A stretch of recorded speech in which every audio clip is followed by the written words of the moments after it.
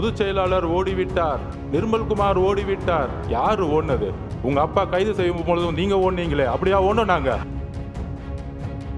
ADGP சொல்றாரு Davidson sir இல்ல, அவங்க 10,000 பேர் தான் சொன்னாங்க. இப்ப மதி சார்ட்ட கேட்டு பாருங்க, நிர்வாகிகள் 10,000 பேர் தான் சொல்ல முடியும் ஒரு கட்சி. மக்கள் எவ்வளவு பேர் வராங்கன்னு தெரியாது. உங்களுக்கு தெரியாது திருவாரூர்ல எவ்வளவு கூட்டம் வந்துச்சு, நாகப்பட்டினத்துல எவ்வளவு கூட்டம் வந்துச்சு, திருச்சியில எவ்வளவு கூட்டம் வந்துச்சு, அரியலூர்ல எவ்வளவு கூட்டம் வந்துச்சு உங்களுக்கு தெரியாது.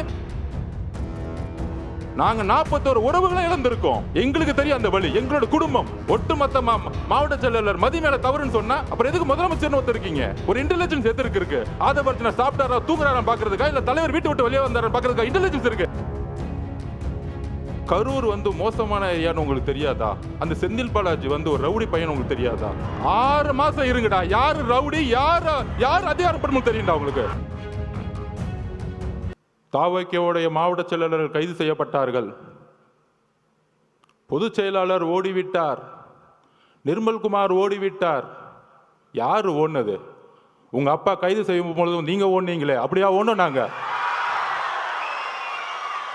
கலைஞர் கைது செய்யப்படும் பொழுது யார் ஓடினார்? திமுக வரலாறு தெரியுமா?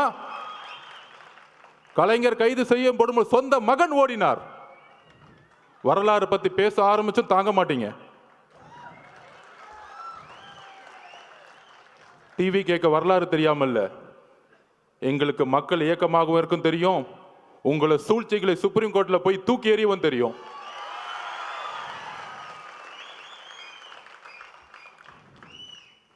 என்ன பண்ணிட்டோம்? மக்கள் இயக்கமா இருந்து ஒரு அரசியல் கட்சியை உருவாக்கி மக்களிட போய் ஒரு பிரச்சாரம் பண்றார். முழுவதுமாக மே மாதம் தன்னுடைய பணியிலிருந்து இந்தியாவிலேயே நம்பர் 1 அதிகமான சம்பளத்தை விட்டுட்டு அவருடைய உள்ளுணர்வு, நம்ம இந்த மக்களை பார்த்துட்டே இருக்கோம். சின்ன வயசுல இருந்து நம்ம நல்லா இருக்கிறோம், ஒரு பெரிய வீட்டில் இருக்கிறோம், ஒரு நல்ல காரில் போகிறோம், நல்ல எஜுகேஷனில் இருந்தோம். ஆனால் என்னுடைய பயணத்தில் தமிழ்நாடு முழுசும் தன்னுடைய தொழிலில் நடிக்க போகும் பொழுது, ஒவ்வொரு ஊராகவும் பார்க்கும் பொழுது இன்னும் குடிசைகளாகவே இருக்கே.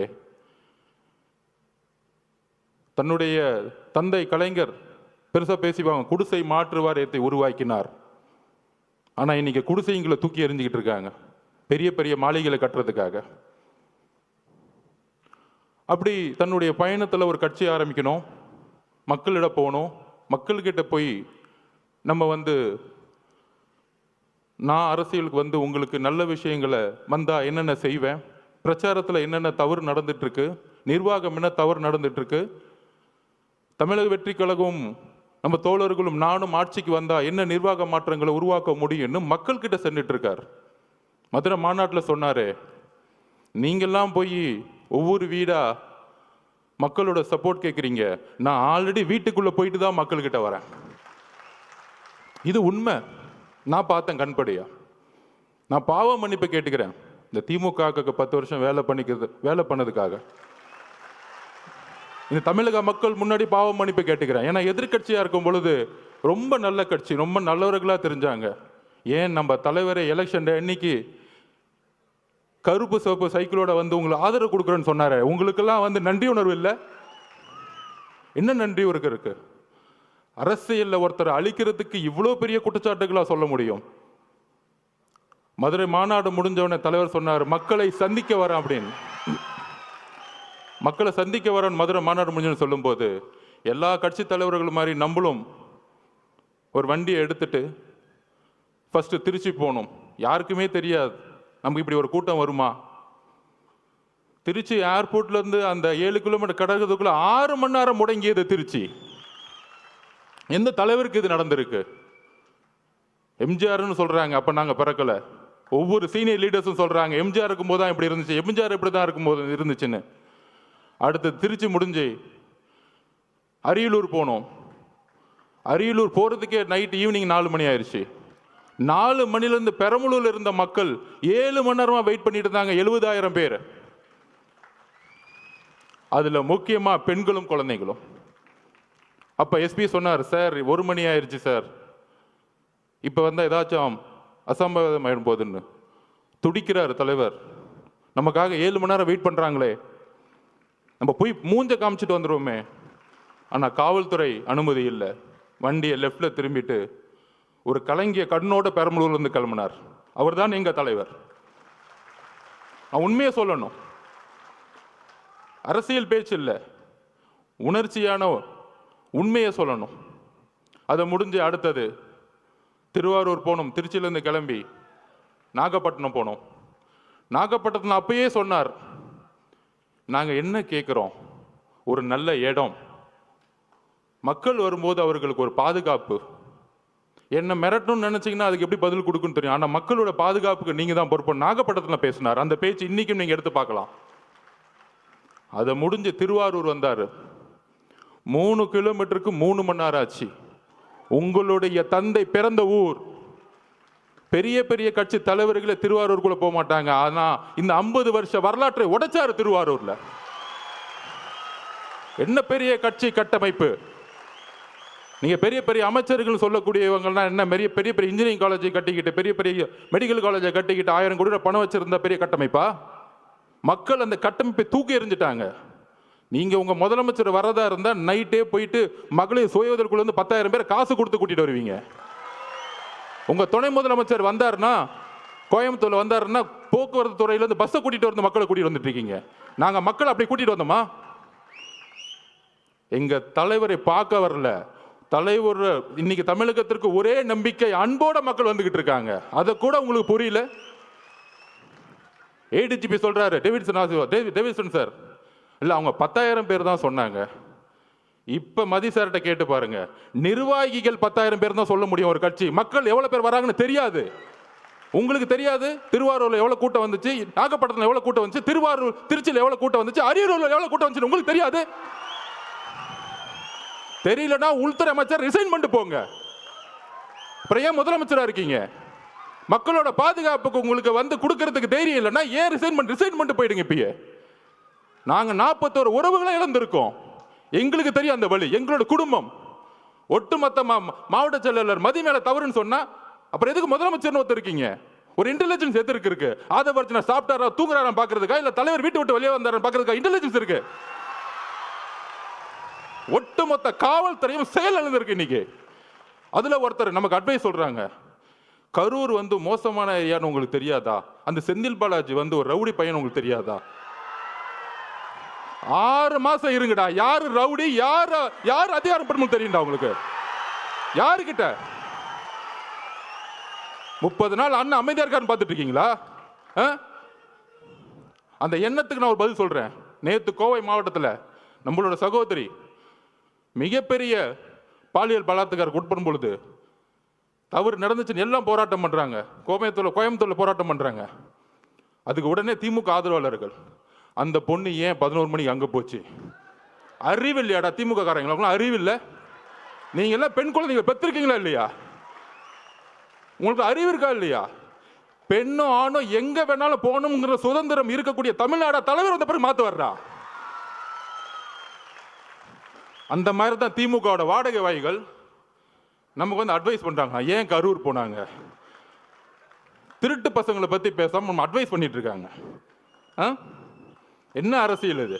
உங்களோட கேவலமான வார்த்தைகள் பேச தெரியுமா? நீங்க தலைவர் அதுக்கான பயிற்சி எங்களுக்கு கொடுத்ததில்லை.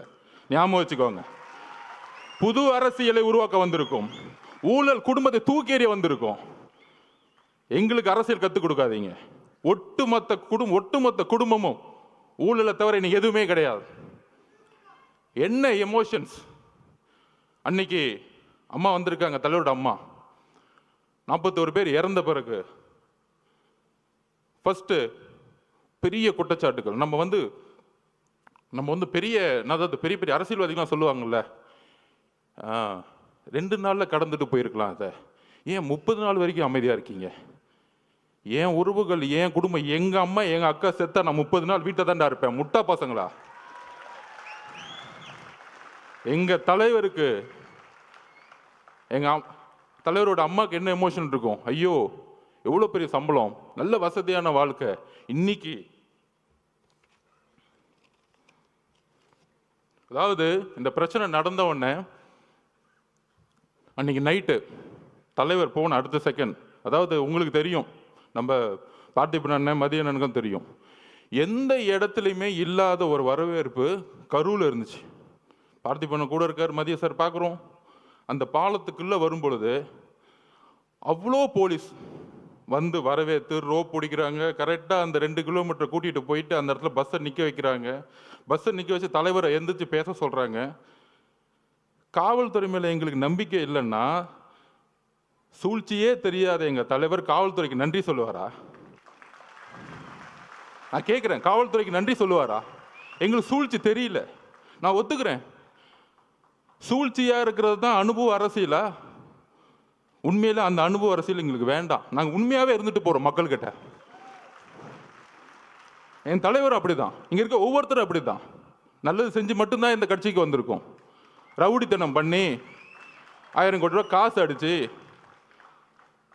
வெளியில் ஒன்று பேசுறது, டிவியில் ஒன்று பேசுறது, உடனே முதலமைச்சர் அந்த அடுத்த நாள் 2 நாள் கழிச்சு, அதாவது அன்னைக்கு நைட்டு நடந்துச்சுன்னு தெரியும், நானும் பொதுச்செயலாளர் நிர்மல்குமார் எல்லாரும் போயிட்டு கரூருக்கு வெளியே நிற்கிறோம். தலைவர் போன அடுத்த செகண்ட் உங்களுக்கு தெரிஞ்சிருக்கும், மதியானம் தெரிஞ்சிருக்கும், மிகப்பெரிய லத்திச்சாச்சு அடிக்கிறாங்க. போடுற இடம் திவிகாவுடைய துண்டு போட்ட இடம் அடின்னு அடித்தாங்க. இது தெரியுமா ஊடகங்களுக்கு? இல்லை, ஊடகங்கள் தெரிஞ்ச வாய் தெரிஞ்சு பேச மாட்டாங்க. என்ன அடின்னா மரண அடி. ஒருத்தரும் திவிகாவுடைய துண்டோ சட்டையோ இல்லை, ஒரு நீங்கள் இளைஞராக இருந்தீங்கன்னா அந்த கருவிலே நிற்க முடியாது. நாங்கள் வெளியே வந்துட்டு பாடலில் நிற்கிறோம். மேலே நிர்வாகத்தில் இருந்து கூப்பிட்டா இல்லை வராதிங்க, இல்லை நம்ம ஒரு 500 பேரோட போனால் திருப்பி ஒரு கலவரன்னு ஒரு சுச்சுவேஷன் உருவாக்குவாங்க. அப்போ நம்மளுடைய டாக்டர் பிரபுலாம் போய் ஹாஸ்பிட்டலில் உள்ளே இருக்கிறாங்க. அங்கேருந்து நாங்கள் ஃபோன் பண்ணி கேட்டுட்ருக்கோம், என்ன ஆச்சு, இத்தனை பேர் இறந்துட்டாங்களா? அங்கேருந்து தகவல் வருது, பெரிய பெரிய ஜட்ஜஸ் இன்னைக்கு போட்டிருக்காங்க, கரூரில் மெடிக்கல் ஹாஸ்பிட்டலில் சரியான உபகரணங்களே கிடையாதுன்னு ரிப்போர்ட் வருது. ஏன் பக்கத்தில் ப்ரைவேட் ஹாஸ்பிட்டல்லாம் சேர்க்கலை? அப்போ தாவேக்க கட்சிக்காரங்க ஹாஸ்பிட்டல் பக்கமே வரக்கூடாது, அங்கேயே வெளியேறுங்க. இவங்கெல்லாம் ஓட்டாங்க, தலைவர் ஓட்டார். யாரா ஓடுனது? வந்தால் நீங்கள் என்ன பண்ணுவீங்கன்னு எங்களுக்கு தெரியாது.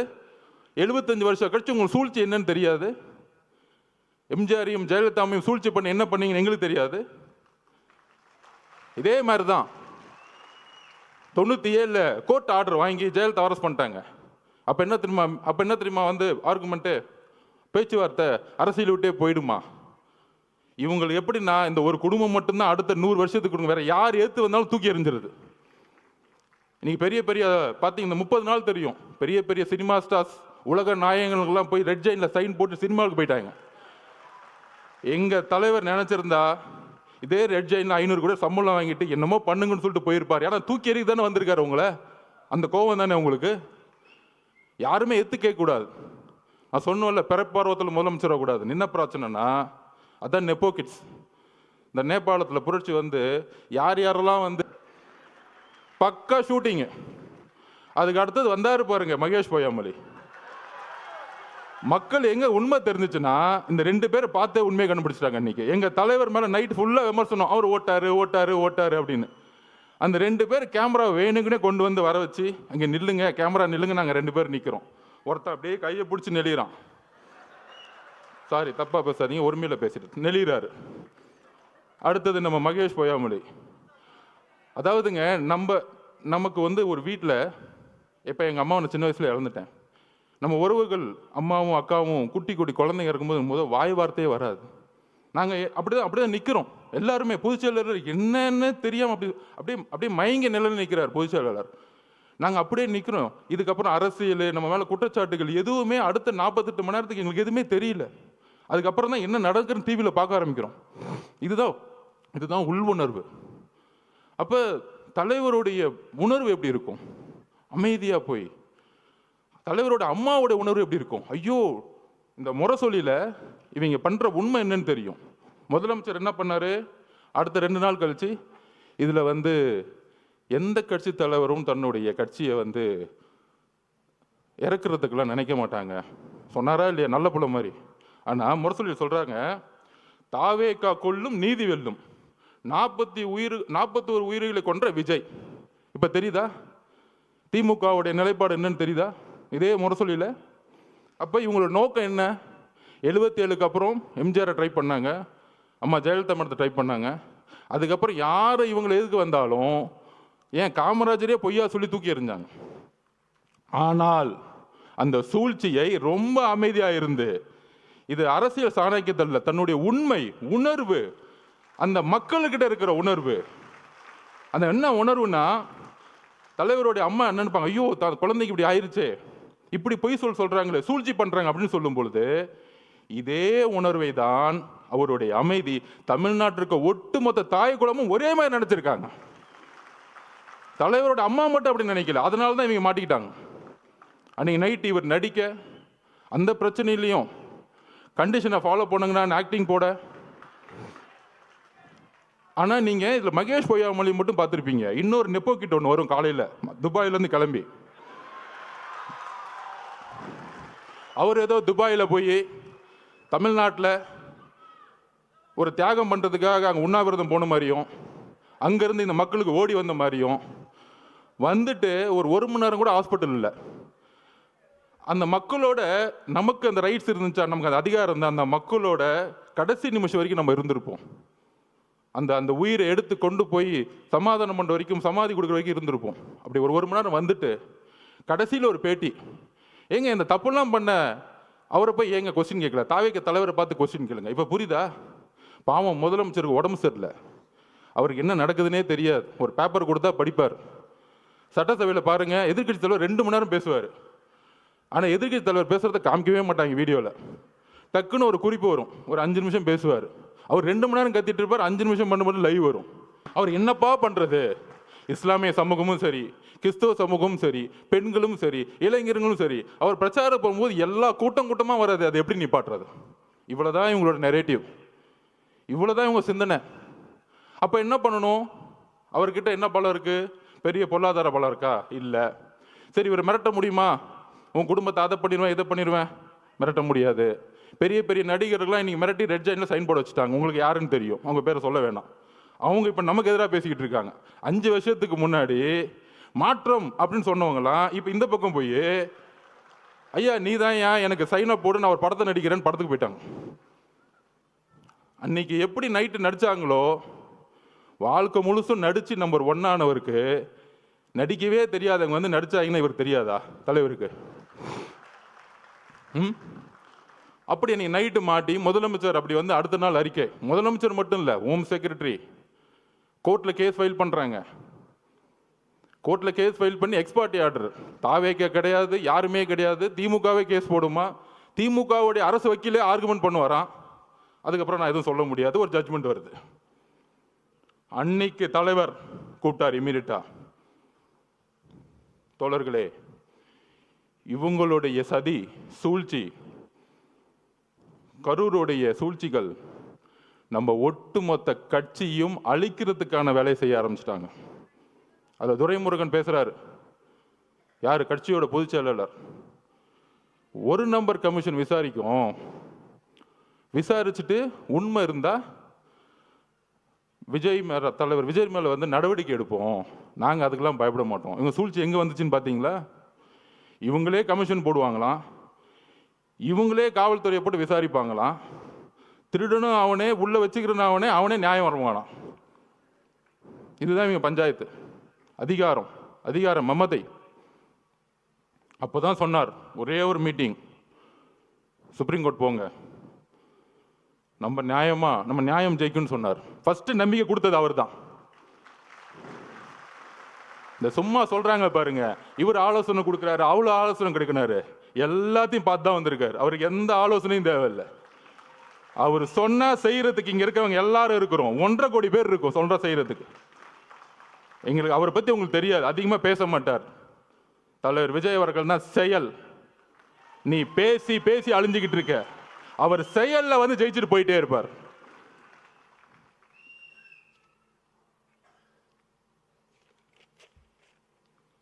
அதாவது இந்த கரூர் இன்சிடென்ட், கரூருக்கு முன் கரூருக்கு அப்புறம்னு சொல்லலாம். இந்த 41 குடும்பத்தையும் தலைவர் இங்கே வந்து பார்த்தாரு. ஏன் பார்த்தாரு? உடனே அனுதாபம்லாம் நம்ம அங்கே தானே போகணும், இவர் ஏன் அங்கே போகல, கரூருக்கு ஏன் போகல? அதுக்கு நான் பதில் சொல்கிறேன்.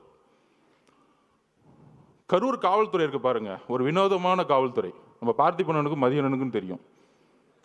8 நாளுக்கு முன்னாடியே 9 நாளுக்கு முன்னாடியே மனுவை கொடுக்குறாங்க.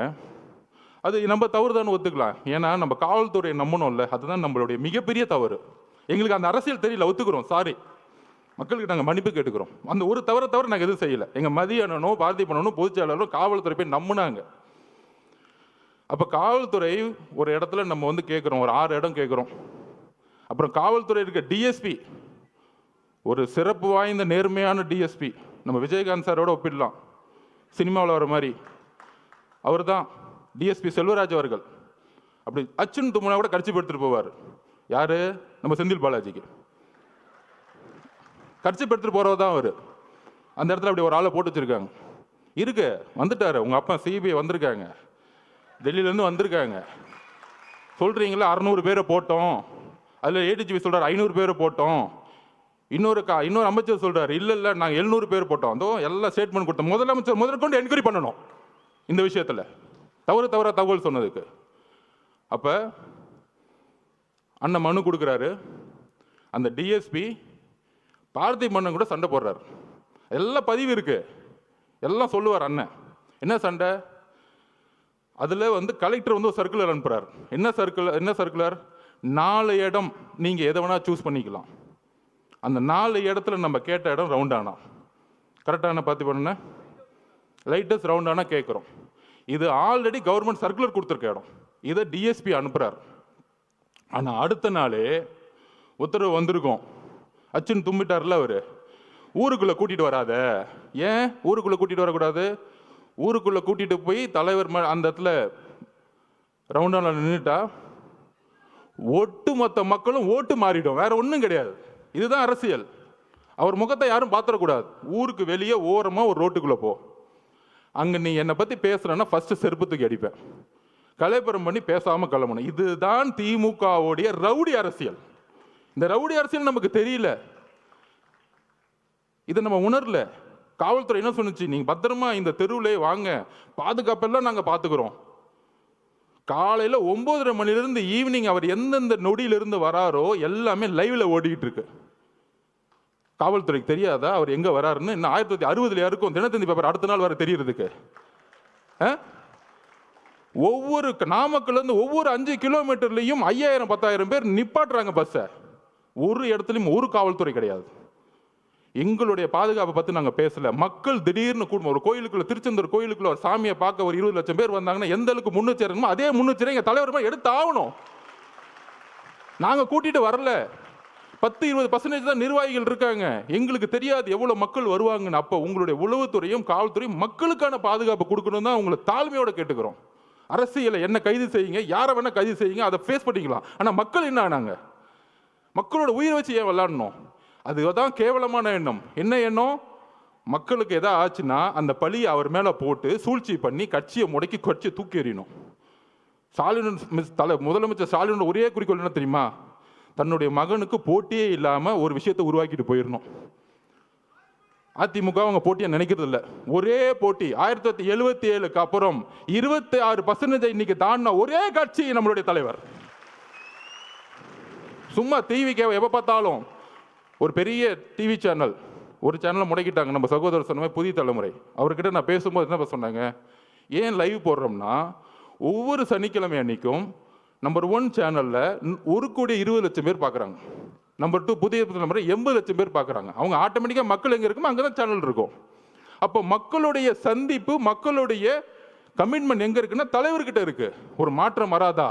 ஒரு உண்மையான ஒரு ஒருத்தர் மாட்டா, அவர் திருட மாட்டாருப்பா. ஏன் திருட மாட்டாரு? அவர் தான்ப்பா பெரிய சம்பளத்தை விட்டுட்டே வராரு. இவங்கன்னா திருட்டு பசங்க, இந்த படுபாவிங்க. இத்தனை நாளும் நாங்கள் வந்து வேற ஆள் இல்லை. இதெல்லாம் ஊரில் வந்து ஒரு சாதாரண ஒரு பாட்டி பேசுகிறாங்க. உங்களுக்கு தெரியும், ஐயோ அங்கே நேரு இருக்கார், எப்படி ஜெயிப்பார்? 2011 உன் நேருலேருந்து எல்லாம் தூக்கி எறிஞ்சாங்க மக்கள். என்ன பேசிட்டு இருக்கீங்க? என்ன அரசியல் எங்களுக்கு தெரியாது. ஐகுமோரில் ஒரு பெரிய மினிஸ்டர் தூக்கி எறிஞ்சாங்க, ஒரு சைக்கிள் கடைக்கார வச்சு ஜெயிச்சாங்க. அதுதான் தமிழக வெற்றி கழகம். நீ உன் கட்டமைப்புலாம் தூக்கி எறிவார். உன் பொதுச் செயலரில் தூங்க முடியாமல் எந்திரிக்காம, அதுக்கு ஏன் பொதுச் செயலர் எவ்வளோ மேட்ரு?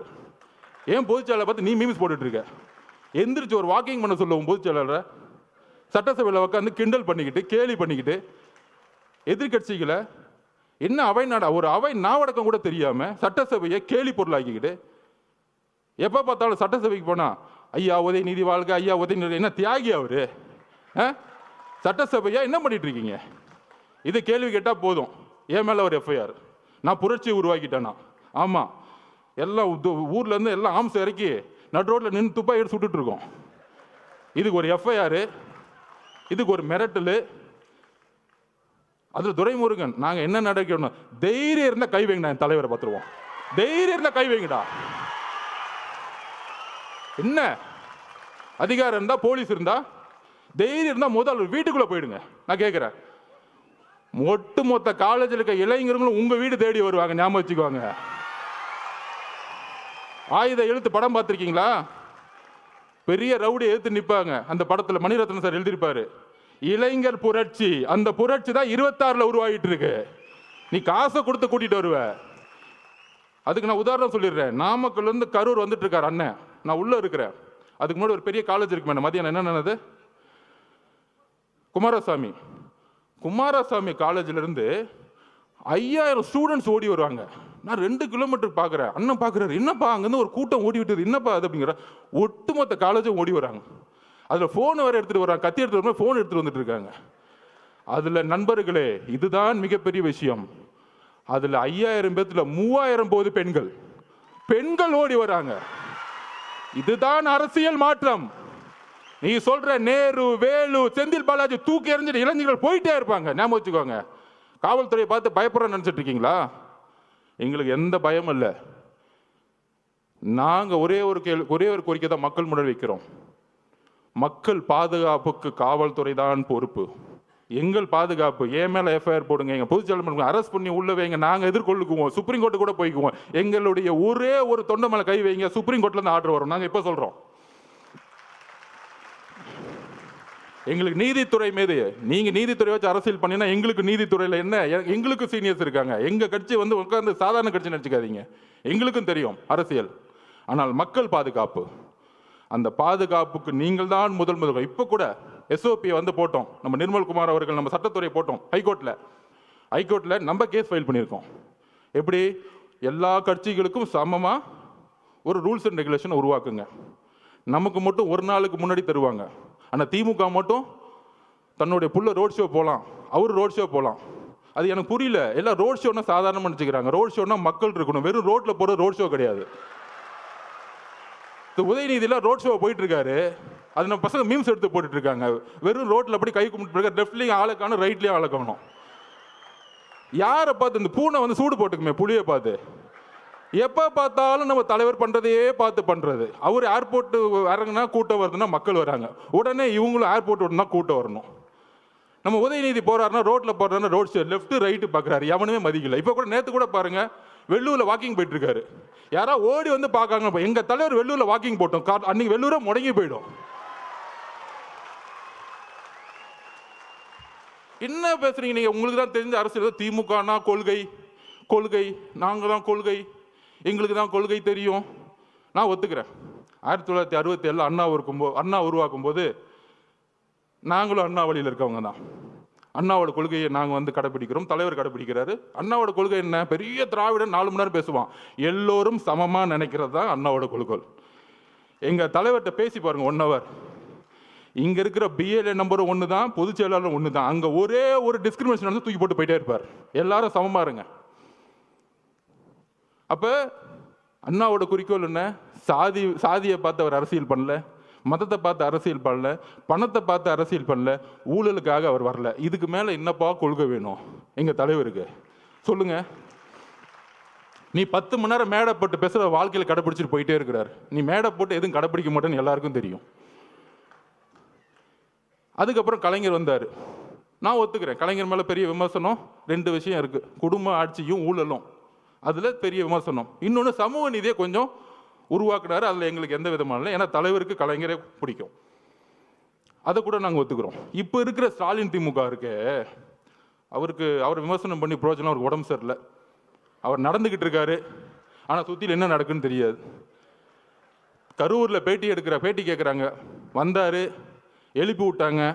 ஐயோ உங்கள் பையனுக்காக போங்க, அப்போ தான் பழியெல்லாம் தூக்கி விஜய் சார் மேலே போட முடியும், நீங்கள் தயவு செஞ்சு எந்திரிச்சு போங்கன்னு சொன்னா அவரும் வந்துட்டார். 5 வருஷமா எந்த சாவுக்கும் போலையாம். ஃபோனில் அஜித்குமார் கூப்பிட்டு அம்மா மன்னிச்சுக்கோமான்னு சொல்லுவாராம். ஆனால் தாவேகா மேலே குற்றம் சாணவனை கிளம்புனாரு பாருங்க சார்ட்டர் ஃப்ளைட் பிடிச்சி.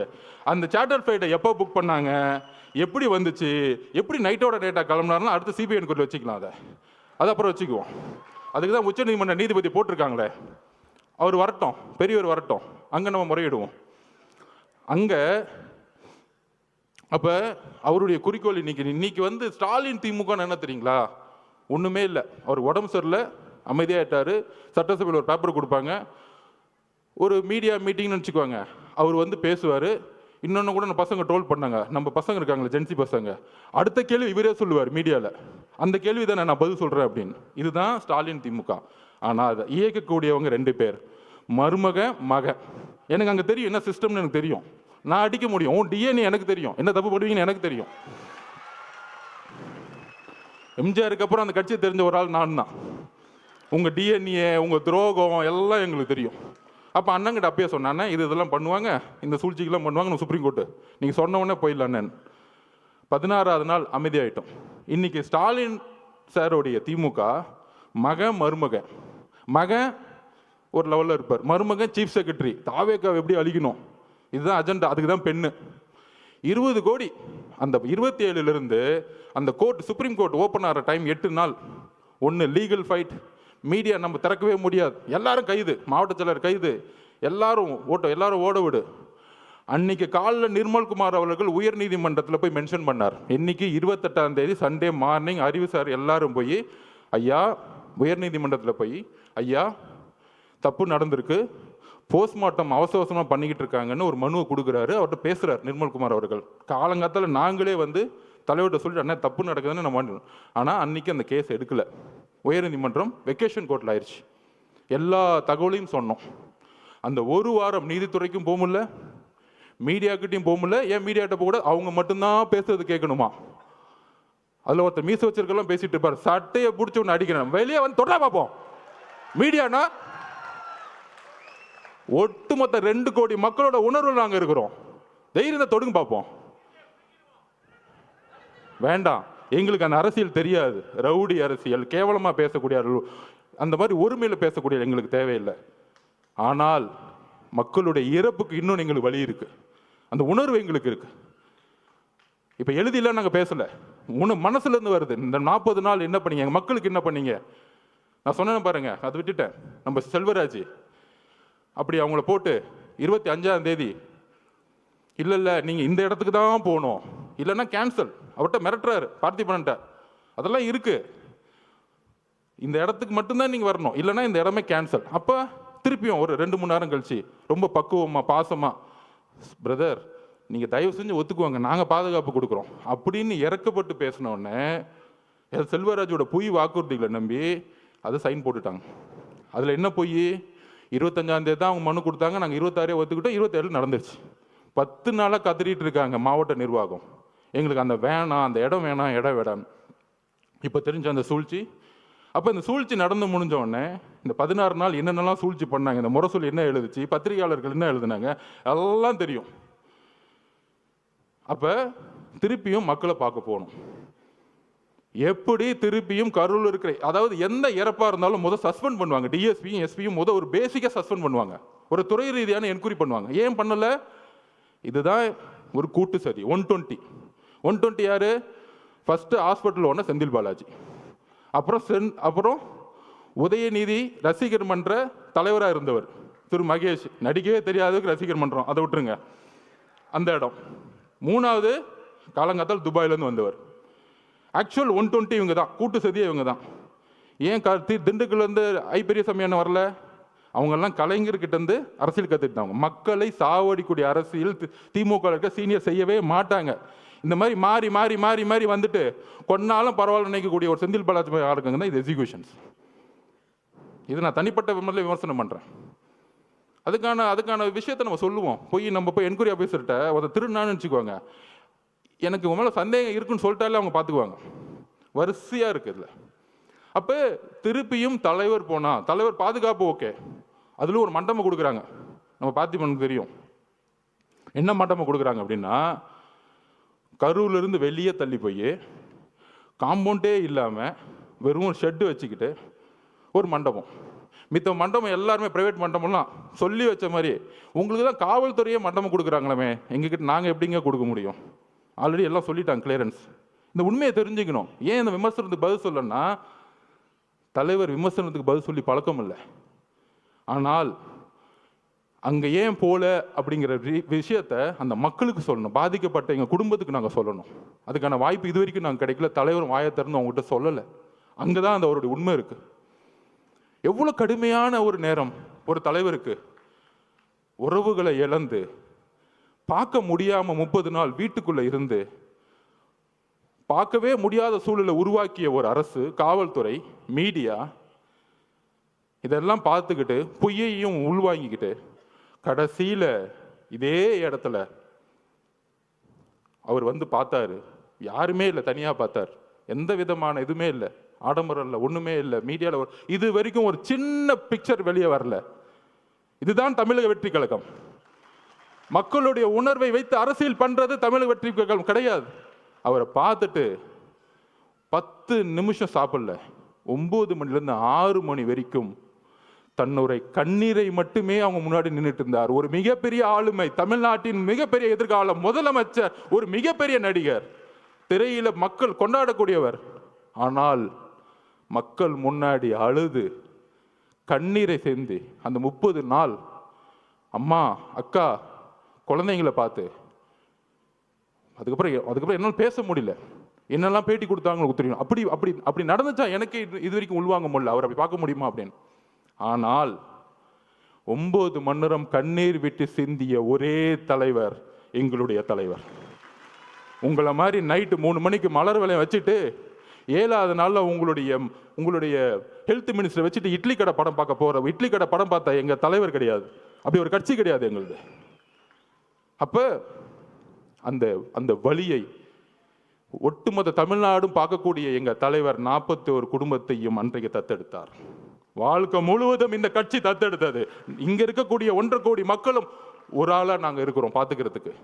அந்த அந்த வார்த்தைகளை கொடுத்து ஒரு விடை பெறும் பொழுது எங்களுக்கு தெரியும் அவருடைய உடல் மொழி எவ்வளவு இறுகி இருந்தது எங்களுக்கு தெரியும்.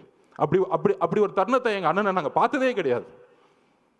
அப்படி பார்க்க கூடாதுன்னு நாங்க நினைக்கிறோம். அந்த சூழ்ச்சியும் அந்த உணர்வும் இப்ப யோசிக்க ஆரம்பிச்சிட்டார். எந்த மக்களை நீங்க கை வச்சீங்களோ, பொதுவா அமைதிக்கு பின் புயல் வரும். இப்ப புயலுக்கு பின் அமைதி வரும்னு சொல்லுவாங்க. இப்போ ஒரு அமைதிக்கு பின் ஒரு புயல் வரப்போகுது, நீங்க பாப்பீங்க. ஏன் நிப்பாட்டினாங்க? ஏன்னா நம்ம 26% கிராஸ் பண்ணிட்டோம். தலைவரால இன்னும் தமிழ்நாடு முழுவதும் பிரச்சாரம் பண்ணும் பொழுது தனியாவே அவரால் ஜெயிக்க முடியும். இதுதான் உண்மை. எம்ஜிஆர் கட்சி திறக்கும் போது இவங்க கூட்டணி வருவாங்களா, அவங்க கூட்டணி வருவாங்களான்னு நினைச்சு பார்க்கல. இதுல எதிர்கட்சிக்கு வேற நீங்கெல்லாம் வந்து இந்த கொடூரமான திமுக வந்து அழிக்கணும்னா நாங்க தான் ஒரு பெரிய கட்சி, எங்களோட சேர்ந்துக்குவாங்க. அங்க ஒரு மட்டம் தட்டுது. நம்ம இந்த தீய சக்தியை அழிக்கிறதுக்கு எம்ஜிஆர் உருவானார். அதுக்கப்புறம் அம்மையார் ஜெயலலிதா அவர்கள் அதை வந்து உருவாக்குனாங்க. அதுக்கப்புறம் ஒரே தலைவர், எங்களுடைய தலைவர் மட்டும்தான் இந்த தீய சக்தியை தூக்கி போட முடியும். அதுல நாங்க தெளிவா இருக்கிறோம். நண்பர்களே, ரீசெண்டா நம்ம இந்தியாவுடைய பெண்கள் அணி வெற்றி பெற்றதை பார்த்துருப்பீங்க. 83க்கு அப்புறம் 25, 83ல் ஆண்கள் அணி ஜெயிச்சது கபில் தேவ் ஜெயிச்சாரு. அதுக்கப்புறம் பெண்கள் அணி ஜெயிச்சாங்க. அவங்க வெற்றி பெற்ற பிறகு சொன்ன வார்த்தைகளும் வழிகள் என்ன தெரியுமா? ஆண்கள் அணியை, இந்தியாவுடைய மென் டீமை வந்து எப்பயுமே இந்த உலகம் கொண்டாடும், இந்தியா கொண்டாடும். ஆனால் பெண்களை எங்களை வந்து கொண்டாடினது கிடையாது. இந்த ஒரு வெற்றி ஒட்டுமொத்த பெண்களுக்கும் கிடைத்த வெற்றின்னு சொன்னாங்க. அது மாதிரி 2026 எந்த மாதிரி காலகட்டத்தில் நம்ம இருக்கிறோம்? தன்னுடைய குடும்பத்தில் இருக்க மகனை முதலமைச்சராக மட்டுமே குறிக்கோள், வேற எந்த குறிக்கோளும் கிடையாது. கொள்கைன்னு சொன்னாங்களே, நான் சொன்ன மாதிரி தான். அண்ணா அவர்கள் 67 ஆரம்பிக்கும் பொழுது ஒரு கொள்கையாக ஒரு கட்சி ஆரம்பிச்சா திமுகவை. கலைஞர் கொஞ்சம் சமூக நீதியை பார்த்துக்கிட்டு குடும்பத்தையும் ஊழல் அமைச்சர்களையும் உருவாக்குனாரு. அதுக்கப்புறம் இன்னைக்கு இருக்க ஸ்டாலின் திமுக காந்தியை மட்டும்தான் ஃபாலோ பண்றாங்க. உடனே காங்கிரஸ்காரங்க தப்பாக நினச்சக்கூடாது. என்னங்க எங்கள் தலைவரை வந்து திமுகவோட நோக்கி நீங்கள் கொண்டு போகிறீங்க அப்படின்னு சொல்கிறீங்க. உங்கள் கையில் காசு இருந்தால் ஒன்று எடுத்து வச்சுக்கோங்க. இந்த காந்தியை மட்டும்தான் அவங்க ஃபாலோ பண்ணுறாங்க. இந்த காந்தி இல்லைன்னா இன்னைக்கு எந்த கவர்மெண்ட் ஆஃபீஸ்குள்ளேயும் போக முடியாது. நம்ம செந்தில் பாலாஜி அவர்களை திட்டுவோம், நேரு அவர்களை திட்டுவோம், பெரியசாமி அவர்களை திட்டுவோம், இந்த அமைச்சர்களை திட்டிக்கிட்டு இருப்போம். ஆனால் ஒட்டுமொத்த பணமும் ஒரு குடும்பத்துக்கு போய் மொத்தமாக சேர்ந்துக்கிட்டு இருக்கு. இதுதான் அவங்களுடைய அரசியல். இந்த அரசியலை ஒழிக்கணும்னா ஒரே தலைவர், நேர்மையான, உறுதியான, தைரியமான, மக்களுடைய உணர்வை உணர்ந்து கொண்டவர். அவர் அப்போ அடிக்கடி சொல்லுவார், அரசியல்னா என்னன்னு தெரியுமாங்க, மக்களோட உணர்வுல நம்ம வந்து இருக்கணும். இன்னைக்கு மக்கள்கிட்ட உணர்வுக்கு அப்பாற்பட்டு இருக்கிறவங்க தான் இன்னைக்கு இருக்க தலைவர்கள். அதனால தான் நைட்டு மலர் வளையம் வைக்கிறது, அடுத்த நாள் கிளம்பிடுறது, 3வது நாள் ஒரு தலைவரை குற்றச்சாட்டு சொல்றது, அவங்களுடைய பொதுச் செயலர் எப்படி அரெஸ்ட் பண்ணலான்னு தேடுறது. இதுதான் அரசியல். இந்த அரசியலுக்கு அப்பாற்பட்டு நம்மளுடைய வெற்றி, டிவிகேவுடைய வெற்றி எப்படி இருக்கணும்னா, ஊழல் மட்டும் இல்லை. இன்னைக்கு வந்து தஞ்சாவூரில் ஒரு விவசாயி நெல்லை உற்பத்தி பண்ணுறதுக்கு 4 மாதம் சாகுறாங்க. ஆனால் அந்த நெல்லை கொள்முதல் பண்ணுறதுக்கு ஒரு ஊழல். தலைவர் அதை வந்து திருவாரூரில் சொன்னார். அதுதான் இப்போ நடந்துச்சு. இந்த மாதிரி ஒவ்வொரு ஊரில் போய் நடக்கக்கூடிய ஊழல்களை சொல்லக்கூடிய, அதை போய் மக்கள்கிட்ட சேர்க்கக்கூடிய ஒரே தலைவர் நம்மளுடைய தலைவர். வரக்கூடிய 2026 வெற்றி நம்ம தலைவரை முதல்வராக்குவது மட்டும் இல்லை. அவர் ஏதோ முதலமைச்சர் ஆகணும், ஒரு பதவி வெறி இருக்குது, அதிகார வெறி இருக்குது, கிடையாது. ஒரு விவசாயிக்கு குறைந்தபட்ச கூலியை உருவாக்க வேண்டும். இன்னைக்கு நம்ம பேசிட்டு இருக்க நேரத்தில் மெரினா பீச்சில் தூய்மை பணியாளர்கள் போராட்டம் பண்ணிட்டு இருக்காங்க. ஆனால் இந்த முதல்வரும் துணை முதல்வர் என்ன பண்ணாங்கன்னா, அப்போ போராட்டம் நடந்துட்டு இருக்கும்போது அந்த குழு வந்து நம்மளை பார்த்தாங்க. போராட்டம் அவங்க கூலிக்காக போராட்டம் பண்ணிட்டு இருக்காங்க. இவங்க கூலி படமே பார்த்துட்டு இருக்காங்க. இப்போ தெரியுதா உணர்வு? தூய்மை பணியாளர்கள் கூலி கேட்டு போராட்டம் பண்ணிட்டு இருக்கும்போது கூலி படத்துக்கு ரிவ்யூ பண்ணிட்டு இருக்காங்க. இதுதான் உணர்வற்ற அரசியல். தமிழக வெற்றி கழகத்தில் இருக்க தோழர்களும் தலைவர்களும் கட்சிகளும் உணர்வுடன் மக்களோடு இருக்கிறோம். விவசாயிக்கு பிரச்சனைனா அதை மாற்றணும்னு சொல்லிட்டு நம்ம ஒரு அதிகாரத்துக்கு வரணும்னு நினைக்கிறோம். அந்த அதிகாரம் மக்களுக்கானதாக இருக்கட்டும், அந்த அதிகாரம் சமூக நீதிக்காக இருக்கட்டும், அந்த அதிகாரம் மத சார்பின்மைக்காக இருக்கட்டும், அந்த அதிகாரம் ஊழலுக்கு எதிரானதாக இருக்கட்டும். வரக்கூடிய அரசு இளைஞர்களுக்காகவும் பெண்களுக்காகவும் பெண்கள் பாதுகாப்பு அரசாக நம்ம தலைவர் கொடுப்பார் என்ற உறுதியோடு உங்களுடன் பயணிக்கிறேன். நன்றி, வணக்கம்.